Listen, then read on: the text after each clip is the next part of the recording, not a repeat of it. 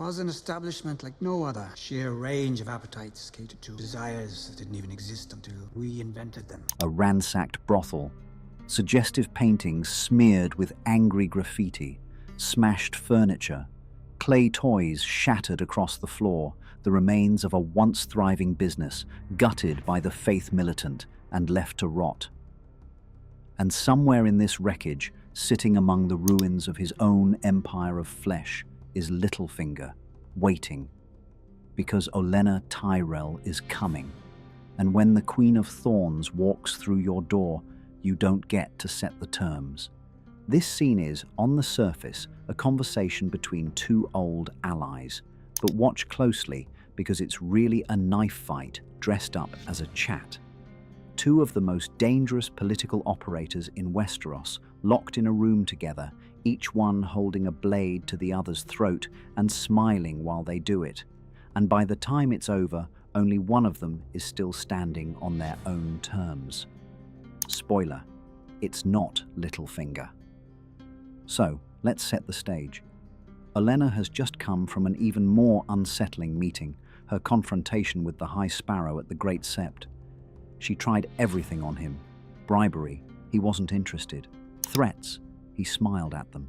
She even threatened to cut off the Tyrell grain supply to King's Landing, which would starve the entire city. When House Tyrell stopped sending our crops to the capital, everyone here will starve. And the High Sparrow didn't flinch. He told her calmly that the wealthy are the few and his people are the many, and when the many stop fearing the few, everything changes. We are the many, and when the many stop fearing the few. It's the first time we've ever seen Olenna Tyrell walk away from a negotiation having gained absolutely nothing. She's rattled, visibly rattled. The woman who has outmaneuvered kings and queens for decades just met the one man her weapons can't touch, a true believer. You can't bribe faith. You can't threaten a man who genuinely doesn't fear death. And that realization is written all over Olenna's face as she leaves the sept. That's when the note arrives, stamped with Littlefinger's mockingbird seal. Now, here's the first thing you need to understand about this scene. Olenna already knows the game. She knows Littlefinger is a chaos agent. She knows he plays every side against the middle. She knows he can't be trusted, but she also knows she needs him. Because Cersei has successfully broken the Tyrell Lannister alliance by arming the Faith Militant, and Olenna's grandchildren, Loras and Marjorie, are rotting in cells. The Queen of Thorns, for all her power, for all her wit, is being forced to negotiate in the ruins of a brothel with a man she openly despises. And that vulnerability, the fact that Olenna is here at all, tells you everything about how badly the ground has shifted beneath her feet. You see, Olenna doesn't waste a single second on pleasantries. She walks in and immediately flips the power dynamic. She's not intimidated by the setting. She's not rattled by Littlefinger's charm. She looks at him the way a hawk looks at a mouse that's trying to negotiate, with patient, lethal amusement. And then she reminds him of the one thing Littlefinger never wants to talk about. They killed a king together. I mean, think about the weight of that statement. For the first time on camera, their conspiracy to murder Joffrey is acknowledged out loud, not hinted at, not danced around. Olenna says it casually, like she's mentioning the weather. But every word is a loaded weapon. I promise you, Lord Baelish, that our fates are joined. Together we murdered a king. She's telling Littlefinger, you and I are bound together by blood. Joffrey's blood. And if I go down, you're coming with me. If anything happens to me, to my grandchildren, to my house, my people will make sure your body is never found. That's not a threat made in anger. That's a threat made by a woman who planned for this conversation before she walked through the door. Olenna didn't come here to negotiate. She came here to establish the terms of Littlefinger's continued survival. The thing is, Littlefinger does what Littlefinger always does. He stays calm. He doesn't panic. He doesn't raise his voice. He tries to redirect. He claims he was forced by Cersei to hand over the testimony of Olenna, the male prostitute who testified against Loras. He argues that refusing Cersei's demands would have made her suspicious of his loyalty, and a suspicious Cersei is a dangerous Cersei. Technically, he's not wrong. Cersei did corner him. She had leverage, and she used it. But Olenna doesn't care about his excuses. She doesn't care about his reasoning. She doesn't care about the impossible position he claims to have been in. Her grandchildren are in prison. That's the only fact that matters. And excuses don't open cell doors. And here's where the scene becomes a clinic in how to dominate a conversation with someone who thinks they can't be dominated. Olenna doesn't yell. She doesn't threaten violence. Well, not explicitly.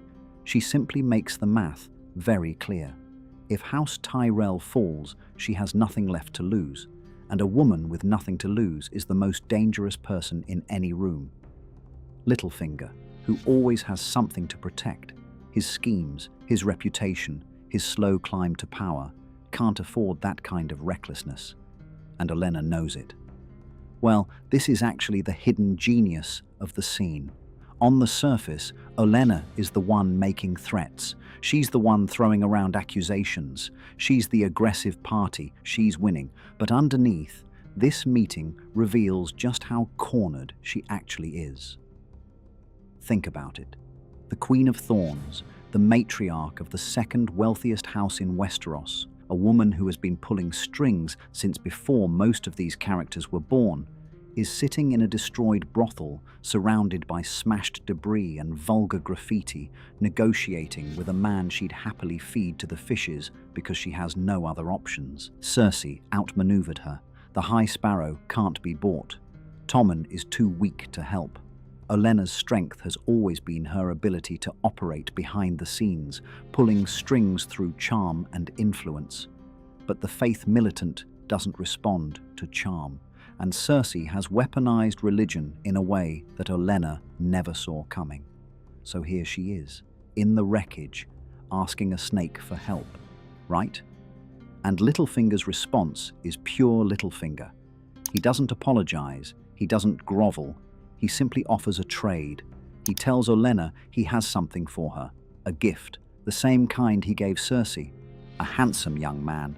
Same kind I gave Cersei. A handsome young man.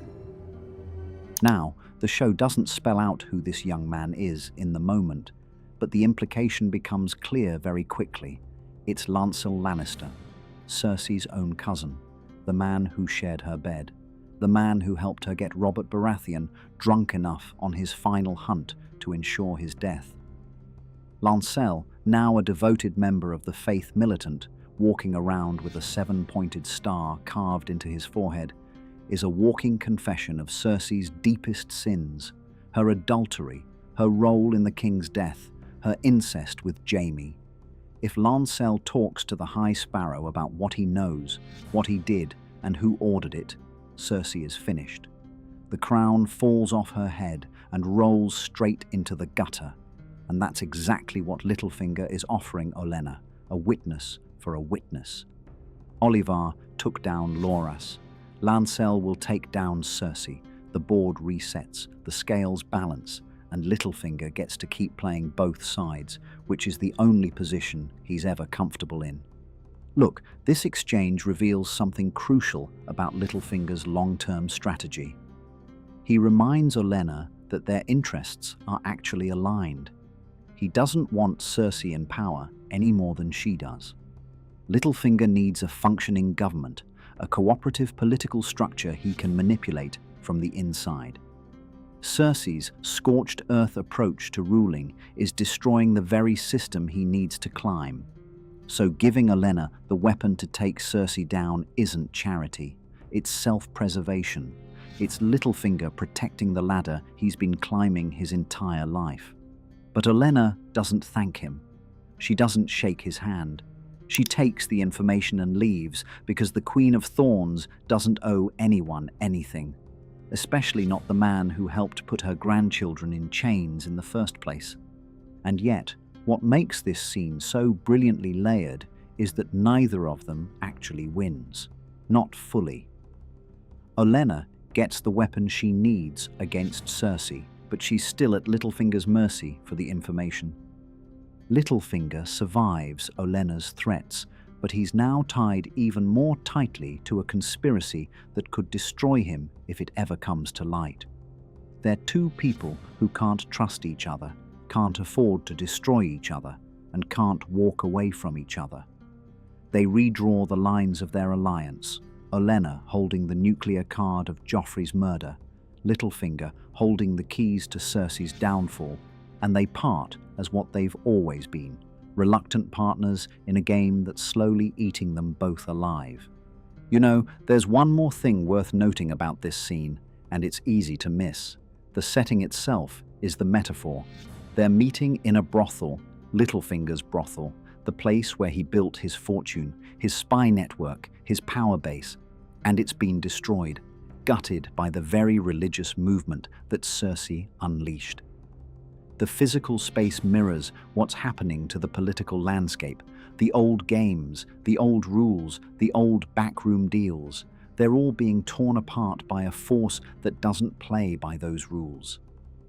Olenna and Littlefinger are two relics of the old way, sitting in the ruins of the old way, trying to figure out how to survive the new one, and neither of them has a good answer. Actually, this is the last time we ever see Olenna and Littlefinger in the same room. And looking back, it feels like a farewell to a certain kind of Game of Thrones, the kind where power was won through whispers and weddings and well-placed poisons, not through religious fanaticism and wildfire. These two characters represent the show at its sharpest. Two brilliant, ruthless, deeply human people using every tool in their arsenal to protect the people they love. And the fact that they're forced to do it in a destroyed brothel, surrounded by smashed relics of a world that doesn't exist anymore, is the most Game of Thrones thing imaginable. Basically, this scene is a high-stakes chess match between two grandmasters who know each other's every move. Olenna proves she's more ruthless and more direct than Littlefinger. She has the bigger threat, and she's willing to use it. But Littlefinger proves he's more adaptable. He turns a losing position into a trade, offering Olenna exactly what she needs while keeping himself alive. Neither one destroys the other. They just sharpen each other's edges and walk away bleeding in places nobody can see. Again, the Queen of Thorns walks into a brothel and walks out with a weapon.